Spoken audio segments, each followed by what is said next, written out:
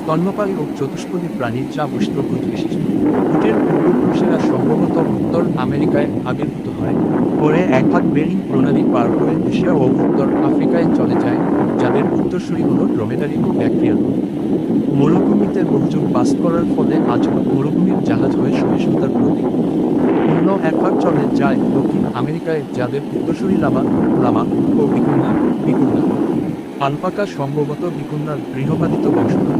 উটের পায়েও গরুর মতো চেরাকোট, কিন্তু উটের পায়ের তলায় নরম প্যাড আছে যা গরুর নেই।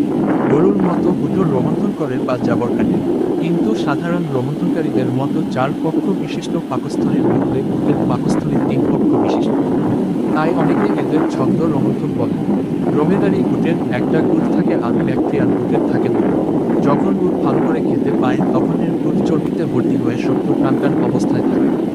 যখন উট অভুক্ত অবস্থায় অনেক দিন থাকে তখন চর্বির অনেকটাই শক্তি উৎপাদনে ক্ষয় হয়ে যায় আর উট নরম থলথলে হয়ে যায়। মরুভূমিবাসী মানুষরা গরু ছাগলের বদলে উট পালন করে। উট তাদের মালপত্র বহন করে, গাড়ি টানে। গৃহপালিত উটের মাংস ও দুধ খাওয়া হয়।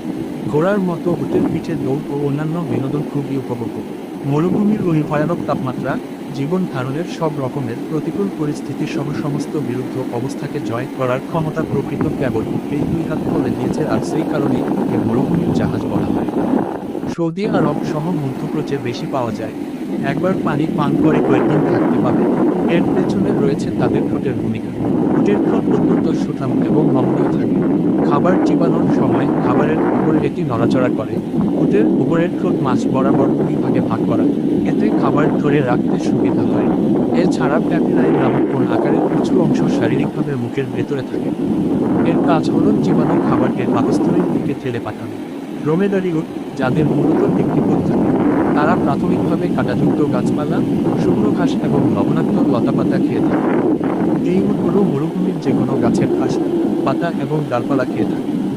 বাকি 2 প্রজাতির উট সেখানে জন্মানো কারাগানা, অ্যালুক্সিলন, রেউমুরিয়া এবং সালসোলা গাছপালা খেয়ে থাকে। এছাড়া উটের 3 থেকে 4টি পেট থাকে। প্রথম 2টি পেটে খাবারগুলো আংশিকভাবে ভেঙে যায়। অন্য পেটে প্রবেশ করার পর হজম প্রক্রিয়া শুরু হয়। মরুভূমিতে খাবার খুঁজে না পেলেও উটের বেশি দুশ্চিন্তা করতে হয় না, কারণ পানি ছাড়াই তারা 1 সপ্তাহের বেশি সময় ধরে এবং খাবার ছাড়া কয়েক মাস বেঁচে থাকতে পারে। ঢাকার মতিঝিলে বাংলাদেশ ব্যাংকের পেছনেই পাবেন মদিনা দেওয়ানবাড়ির উটের খামার। এখানে রাজস্থান থেকে আনা হয়েছে। বাকিগুলো এই খামারেই জন্ম ও বড় হওয়া। এরা উচ্চতায় 7.5 থেকে 8 ফুট। মরুভূমির পশু হলেও বাংলাদেশের আবহাওয়াতে ঘাস, ভুসি ও খড় খেয়ে উট বড় হচ্ছে। 2004 সালে এই খামারে উট কুরবা পালন শুরু হয়।